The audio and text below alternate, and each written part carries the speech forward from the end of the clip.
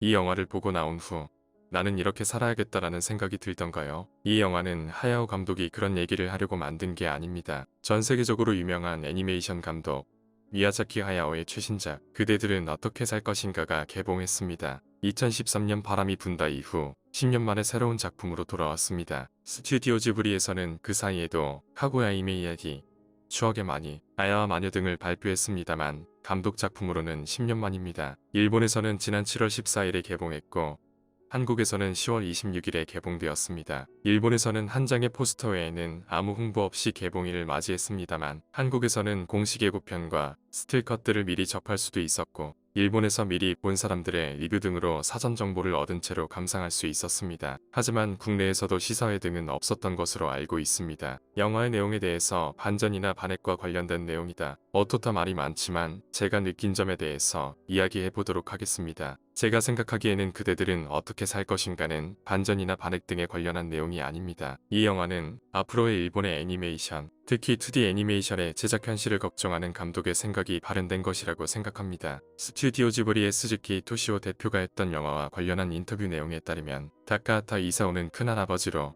스즈키 토시오는 외가리로 미야자키 하야오 감독은 주인공인 마이토 본인으로 그렸다고 말했습니다. 이야기의 큰 축인세 등장인물이 저 세 사람을 투영했다면 이 영화에 말하는 바는 전쟁이나 핵을 반대하는 내용은 아닐 것입니다. 시간적, 공간적 배경은 그가 살았던 태평양 전쟁 말기에 도쿄에서 우츠노미야 공장으로 이사했던 당시의 경험을 가져왔을 뿐이라고 생각합니다. 잠깐 나오는 사기누마라는 곳도 사기가 들어가 있어서 이름만 빌렸을 뿐이고 실제로는 소학교 3학년까지 살았던 우츠노미야시 또는 그 전에 살던 카누마시일 것이라고 생각합니다. 가와사키에 있는 사기누마가 배경이라고 설명하는 영상도 있던데 공습을 피해서 이사한 곳이 더 공격받기 쉬운 도쿄 남쪽의 공장지대인 가와사키로 거처를 옮겼을 리는 없을 것입니다.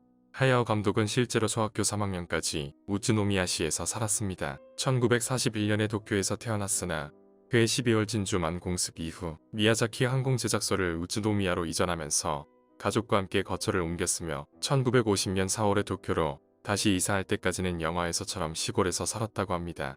그렇다면 감독이 그대들은 어떻게 살 것인가를 통해서 무엇을 말하고 싶었던 것일까요? 먼저 상징들에 대해서 이야기해 보겠습니다. 와라와라는 애니메이터가 되고 싶어하는 일본인 꿈나무를 많은 무리의 사랑 앵무들은 일본 애니메이션의 제작의 많은 부분을 차지하게 된 한국과 중국의 하청 애니메이터들, 앵무대왕은 그 애니메이터들의 하청 협력회사의 담당자를, 펠리칸은 지금의 개탄할 만한 상황을 만든 일본 제작회사의 책임자들을 상징하는 것이라고 생각합니다. 감독은 애니메이션 왕국인 일본에서 한국과 중국의 하청회사 없이는 만들 수 없는 현실을 비판하고 싶었을 것으로 생각합니다. 제작비를 줄이기 위해 하청회사가 필요하지만 그 결과 애니메이터가 되려고 하는 사람의 숫자가 줄어들었을 것이고 그런 현실을 하야오 감독은 비판하고 싶었던 것은 아닐까 생각합니다. 영화의 엔딩 크레딧을 확인했는데 한국과 중국의 하청 제작 회사는 보이지 않았습니다. 이전 작품까지는 한국이나 중국의 협력회사들의 이름이 몇 개나 있었던 것과 비교하면 이번엔 전혀 찾아볼 수 없었습니다.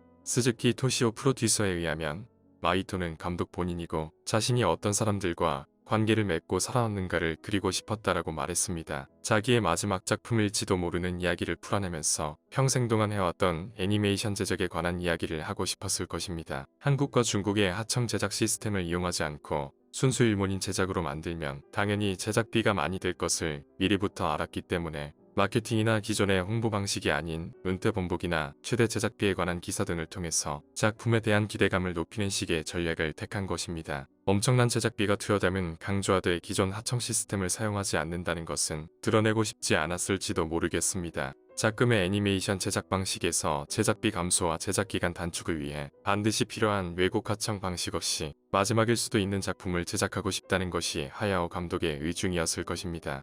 또 이런 면도 있었을 것 같습니다. 감독의 전작인 바람이 분다에 대해 한국과 중국은 엄청난 비난을 쏟아부었기 때문에 감독의 마음속에 한국과 중국에 대한 미움도 생겼을 수도 있겠다는 것입니다. 자신을 헤아려 주지 않고 비난만 하는 나라의 사람들과 같이 일하고 싶지 않다는 생각도 들었을 것 같습니다. 게다가 넷플릭스에서 상상할 수도 없을 만큼의 거액을 받아서 제작비 걱정이 없어져 버렸기 때문에 하청 제작이 아닌 풍부한 자본력을 충분히 누려보고 싶었을 것입니다. 그리고 이제는 CG가 빠져서는 만들어질 수 없는 애니메이션 제작 현장에서 고집스럽게 CG를 사용하지 않고 애니메이션 작업을 하는 미야자키 감독으로서는 지금까지 자신이 최선이라고 믿어온 애니메이션 제작 방식이 앞으로는 어떻게 될 것인가에 대한 걱정 어린 시선을 이렇게 풀고 싶었다고 생각합니다. 그렇기 때문에 13개의 아기가 없는 도루로 이루어진 형태는 CG 애니메이션을 나타낸다고 생각합니다. 13개의 아기가 없는 돌에 대한 큰할아버지의 태도는 다카하타 이사오가 CG 애니메이션을 대하는 태도와 일치한다고 생각합니다. 13개의 조각들로 그렇게 중요하고 의미 있는 형태를 만든다면 무게중심과 기초도 고려해서 튼튼하게 세워서야 하지만 너무 불안정했고 중간에 손가락으로 툭 건드려 버리기까지 하기 때문입니다. 그리고 마이토 또한 그 조각들을 자신이 세우는 것을 거부하는 것도 CG 애니메이션을 사용하는 애니메이션 창작 방식을 거부하겠다는 뜻입니다. 그 결과 CG 애니메이션이 넘쳐나는 지금의 주류 제작 방법을 사용하지 않고 변함없이 2D로만 이번 작품을 만들어낸 것입니다. 그렇다고 지브리가 전혀 CG 애니메이션을 받아들이지 않느냐 하면 그런 것은 아닙니다. 2021년에 개봉한 스튜디오 지브리의 직전적인 아야와 마녀는 고로 감독이 CG 애니메이션을 사용해서 제작하였으며 하야오 감독 자신도 단편 영화 털벌레 포로를 통해서 CG 애니메이션을 도입한 작품을 만든 적은 있습니다. 그렇다고 하더라도 이번 작품에서는 하야오 감독은 결국 CG를 사용하지 않고 전통적인 방식을 통해서만 이번 영화를 완성한 것입니다. 그 밖에 감독은 이 작품에서 자기가 하고 싶은 얘기들을 단편적으로 여러 가지를 묶어서 풀어내고 있습니다. 영화에서 나타나는 작은 갈등들은 감독이 단편적으로 드러내고 싶은 하나하나의 이야기들이었던 것으로 생각합니다. 영화가 뚝뚝 끊어지는 것 같은 느낌을 받았다는 얘기를 하는 리뷰가 많이 있었습니다. 한편의 영화 안에 감독이 하고 싶은 이야기들의 여러 조각들을 모아서 이야기를 엮어 놓았다는 느낌이 드는 것입니다. 마이토가 돌로 머리를 찢는 행동에 대해 생각해 보겠습니다. 뭔가 특별한 의미를 찾을 만한 행동은 아니라고 생각합니다. 학교에서 있었던 다툼의 대상을 혼내주려 하는 행동에서 나온 것은 더더욱 아닙니다. 스토리 전개상 앞으로 학교에 가지 않고 집에서만 생활해야 하는데 가장 좋은 구실이 마이토를 다치게 해서 학교에 안 가도 되는 상황으로 구상했을 것입니다. 그렇다고 하더라도 이마에서 나오는 피는 좀 과장돼 보여서 별로였습니다. 감독의 유년기의 경험에서 나온 것인지는 알 수 없으나 결과적으로 더 이상 마이토가 학교와 관련된 장면은 그리지 않아도 되었습니다. 그대들은 어떻게 살 것인가에 대한 영화를 만들 생각이었다면 25년 전에 자신이 각본을 썼던 귀를 기울이면과 별 다르지 않은 작품이 하나 더 나왔을 뿐일 것입니다. 귀를 기울이면에서 앞으로 어떻게 살아야 할 것인가에 대한 방향과 방법을 충분히 보여줬다고 생각하기 때문입니다. 마지막으로 영어 최초 공개 시에 영화의 제목과 책 제목이 다를 것이라는 이야기가 있었습니다. 책 제목은 그대들 어떻게 살 것인가이지만 영화 제목은 그대들은 어떻게 살 것인가일 것이라는 것이었는데 원작인 요시노겐 자부로의 책 이름이 한국에서만 그대들 어떻게 살 것인가였기 때문에 벌어진 해프닝일 뿐이었습니다. 이 영화에 대한 개인적인 평가는 아주 높지는 않습니다. 하지만 이것저것 마음에 안 드는 부분을 끄집어내어 비판하고 싶은 마음도 아닙니다. 그저 거장의 마지막이 될지도 모르는 작품에 대한 예우로서 박수를 보낼 뿐입니다. 감독님, 수고하셨습니다. 영상 봐주셔서 감사합니다.